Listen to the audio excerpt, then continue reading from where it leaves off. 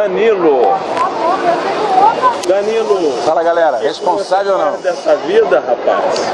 Responsável ou não? Irresponsável, você quis dizer. Irresponsável. O irresponsável, responsável por aquele site. É. Mas o que você faz lá? Eu sou marqueteiro. Pega no site? Quer bater em você. Processar, principalmente. Um rapaz tão franzino quanto esse, inclusive eu vou dar aqui uma geral para. E eu vou me aproximar para quebrar a sua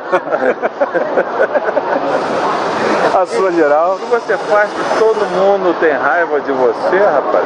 Não, nem todo mundo. Não, né? Hoje eu acho que tem mais gente a favor do que contra.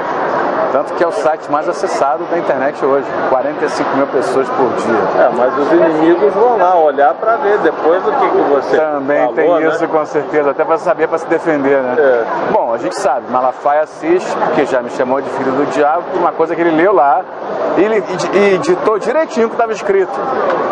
Isso já umas 2 vezes, então ele lê.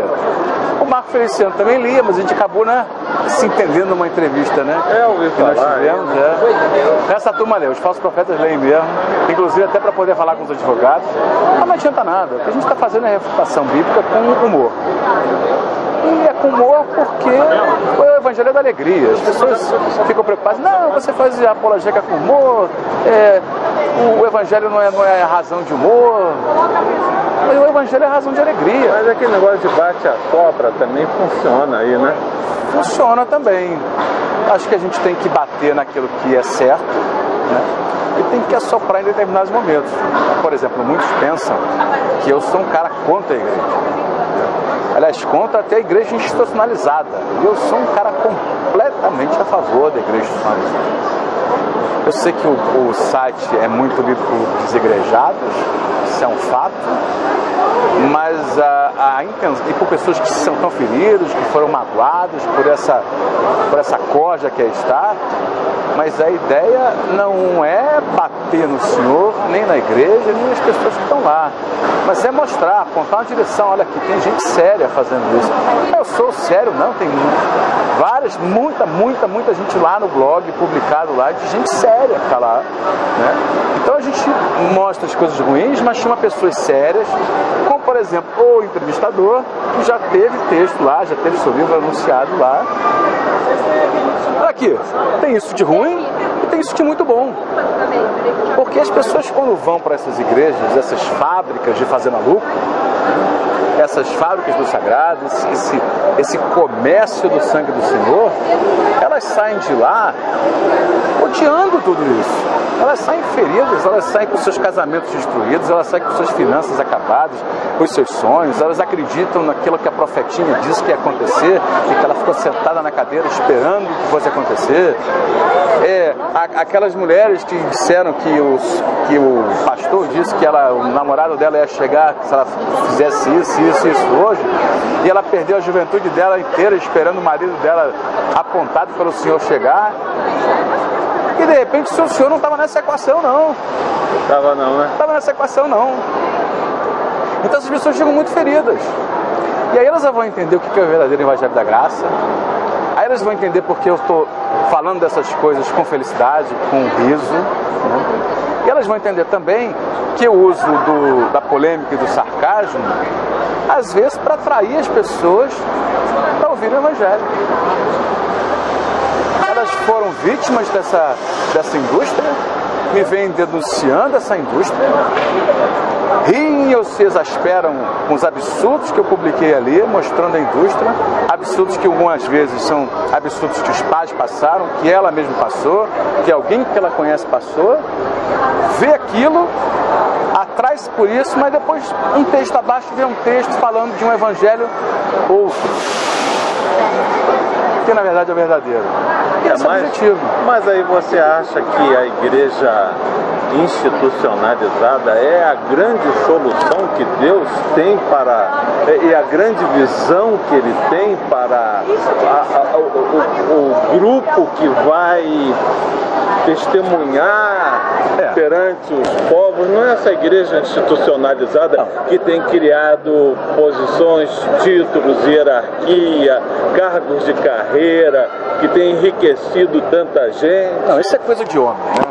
A igreja institucionalizada a que eu me refiro, quer dizer, é que a gente não pode jogar uma série de coisas fora, não pode jogar 2000 anos de história sobre aquilo que dá certo, né, para facilitar o nosso encontro enquanto corpo, né? O que não quer dizer que a gente também não tem que jogar, vez por outra, 2000 anos de história de coisas que não deram certo. A exposição daquilo que fede, que não dá certo, ela acontece ciclicamente, assim como o avivamento também a gente tem visto acontecer. Então, você compara o tempo de Lutero, onde toda a podridão estava ali ao vivo e a cores, era o que mais aparecia, um tempo parecido como o nosso, né? E você compara um grande avivamento inglês do século XIX, né? o grande avivamento americano na década de 30, você compara essas épocas onde a igreja institucionalizada nos deu alegrias e os momentos que ela nos deu tristeza. Eu sou uma pessoa que acredito muito na liturgia. Eu acho que a liturgia, ela separa o homem criatura do sagrado. Vou te dar um exemplo. Mas separa pessoas de pessoas também. Não, é para pessoas e pessoas, né? Não, vou te dar um exemplo. Você não ora como eu? Não, a minha solução não é a sua. Né? A minha solução, a maneira com que um Deus que é infinito pode se relacionar com as pessoas de infinitas formas. Desde que essas infinitas formas tenham sido colocadas dentro do modelo. Ele sabe dos nossos erros, ele sabe da nossa limitação, ele conhece a nossa alma pecadora. Então é por isso que ele deu uma regra, né? Nos entregou uma doutrina que é a forma com que a gente deve se relacionar com ele e que é a forma que tende a provocar menos erro, né? A evitar o maior número de problemas.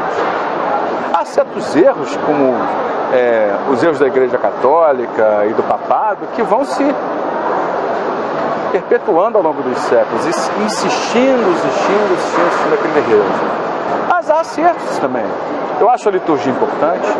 Eu acho que a pessoa que vai pregar, por exemplo, né, na minha igreja acontece isso, que ela coloca uma alva. Você vai num restaurante, a pessoa mais bem vestida é o garçom. E ela está lá para servir. É uma lembrança interessante, concorda, dessa liturgia? É uma lembrança de que ela é escrava do Senhor. É uma lembrança de quem está falando ali. Não é o pastor chileno falando, mas quem está falando ali é o Senhor. É uma lembrança que retira e diminui o máximo as pessoas. Mas hoje, as pessoas, de repente, vão pregar e começam a sair da liturgia um pouquinho e daqui a pouco se transformar no show.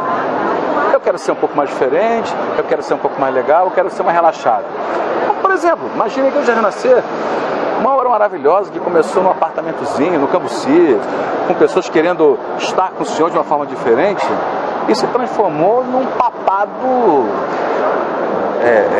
mais rigoroso do que o da Igreja Católica. Mais rigoroso. O nosso amigo Estevão já disse em vários estudos que aquilo que ele escreve aqui está amarrado lá em cima. Que as pessoas que estão sobre a cobertura apostólica dele, é cobertura apostólica, eu lá preciso disso.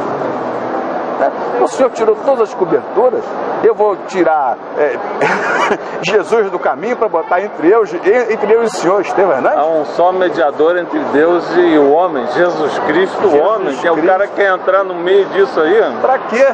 Ele quer se oferecer como cobertura, eu vou lá precisar de cobertura de homem? Que homem é esse? Olha o que acontece. Quando você começa a esculhambar a história, a esculhambação começa a acontecer. E aí você transforma uma instituição que já deixou de ser uma instituição preparada para reunir as pessoas em torno de uma fé, em torno de um mistério, né? Ou de vários mistérios que nós celebramos, para se transformar num produto de marketing que está aí para atender determinados segmentos.